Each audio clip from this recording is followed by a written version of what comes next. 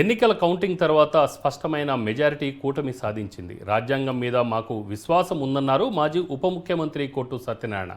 ప్రజాస్వామ్యంలో ప్రజలకు మంచి చేయాలని చూసే నాయకుడు వైఎస్ జగన్మోహన్ రెడ్డి అన్నారు. 2019లో ఇచ్చిన హామీలు పూర్తి స్థాయిలో నెరవేర్చారన్నారు. 5 ఏళ్లు పూర్తి స్థాయిలో పదవికి న్యాయం చేసి ప్రజలకు మేలు చేశామని తెలిపారు.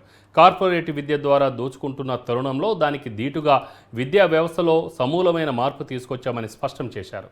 ప్రజలు సంక్షేమ పథకాల ద్వారా సంతృప్తితో ఉన్నారని అనుకున్నాం, కానీ ప్రలోభాలకు గురి అవుతారని అనుకోలేదన్నారు. సంక్షేమ పథకాల ద్వారా ఏడాదికి 70,000 కోట్లు ఇచ్చేస్తూ ప్రభుత్వాన్ని అప్పుల పాలు అయిపోయిందని ఆరోపణలు చేసిన పవన్ కళ్యాణ్, చంద్రబాబు అంతకు మించి హామీలు ఇచ్చారన్నారు. అది దృష్టిలో పెట్టుకుని మన మేనిఫెస్టో తయారు చేసి, మన మేనిఫెస్టో అన్నది మన టేబుల్ మీద ప్రతి ఆఫీసర్ టేబుల్ మీద ఉండేలాగా చేయాలి. అది మన బైబిల్, ఖురాన్ తోటి, భగవద్గీతతో సమానం. ఆ రకమైన మేనిఫెస్టోని తయారు చేయాలని ఆయన ఆచితూచి అడుగులేసిన సందర్భం.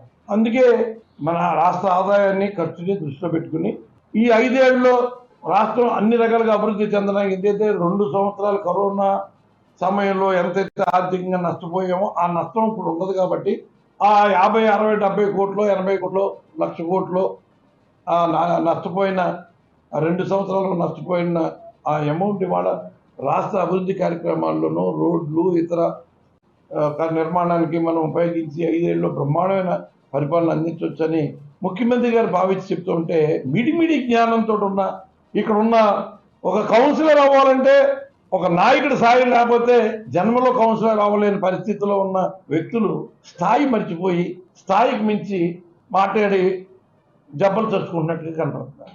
ఒకసారి వెనక్కి తిరిగి చూసుకుంటే ప్రతి విషయం అర్థమవుతుంది. నేను మంత్రి హోదాలో ఇంకా మీ బుర్రకి ఆ స్థాయికి మీరు రాలేకపోతే